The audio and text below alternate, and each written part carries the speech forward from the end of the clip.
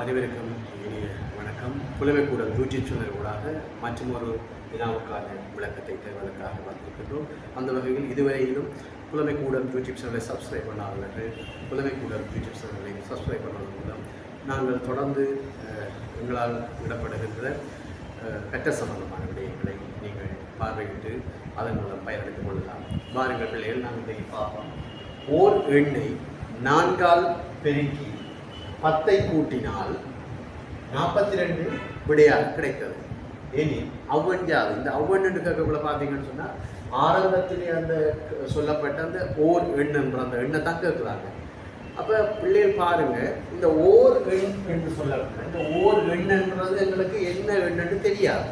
அது எத்தனையாகவும் இருக்கலாம். அப்போ எங்களுக்கு தெரியாது என்று சொன்னால் நாங்கள் தெரியா கணியமான எக்ஸ் என்பதை நாங்கள் எடுக்கலாம். ஆக இந்த எண்ணுக்கு பதிலாக எங்களுக்கு தெரியாதபடியாக நாங்கள் எக்ஸ் என்று விடுவோம்.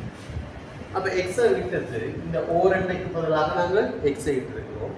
இப்போ பாருங்க என்ன சொல்கிறாங்கன்னு பாருங்க, 4ஆல் பெருக்கி அப்போ 4 அப்போ 4ஆல் பெருக்கிறோம். முதலாவது பிள்ளைகள் நாங்கள் என்ன அவங்க சொல்லியிருக்கிறாங்களோ அந்த வசனத்தில் இருக்கிறத நாங்கள் குறியீட்டாக செய்வோம்.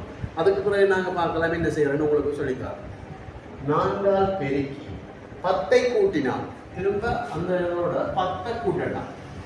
10 கூட்டினால் இவங்களுக்கு விடையாக கிடைக்குது 42.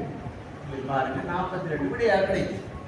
இப்ப பாருங்க பிள்ளைகள், எக்ஸ் அதாவது ஒரு எண்ணை 4ஆல் பெருக்கி அதோட 10 கூட்டினால் 42 விடையாக கிடைக்கும். இப்போ இதை எப்படி செய்யலாம்னு சொல்லுங்க. இதுக்கு நாங்கள் ஒரு டெக்னிக் ஒன்று இருக்கு பிள்ளைகள். முதலாக பார்த்தீங்கன்னா இதில் எதிர்ச்செய்கையை நீங்கள் போடணும். இங்கே பாருங்க பிள்ளைகள், இங்கே சகை இருந்தால் எதிர்ச்செய்கை சகவுக்கு எதிரானது கழித்தல் அடையாளம். தரை இருந்தால் பெருக்கல் அடையாளம் இருந்தால் வகுத்தல் அடையாளம். இதை முதலாக போட்டது. இப்போ நீங்கள் இதை செய்ய முடியல அப்படின்னா 42 நாங்கள் விடத்துக்கு கொண்டு வரோம். 42 விடத்தை வந்து 42 இருந்து கழிங்க 10 கழிச்சம் என்றால் 32. 32 வகுங்க 4ஆல் ஆகவே 8. இப்போ பிள்ளை பாருங்க, அந்த எக்ஸ் அந்த தெரியாதுன்னு சொன்ன எங்களுக்கு தெரியாதுன்னு சொன்ன அந்த எண் 8 என்று சொல்லி எங்களுக்கு வந்திருக்குது. இப்போ பாருங்க 8 என்று வந்தால் 8 4 32 32 10 42. ஆகவே அந்த எக்ஸுக்குரிய பெருமானம் 8. அதாவது இந்த எண்ணை நாங்கள் சொன்னதானே அந்த எண்ணை எத்தனை எண்ணு சொன்னால் அந்த பெருமானம் 8. அப்போ இப்படித்தான் பிள்ளைகள் நாங்கள் என்ன சொன்னால் இலகுவாக இந்த முறைகளின் ஊடாக நாங்கள் பார்க்கலாம்.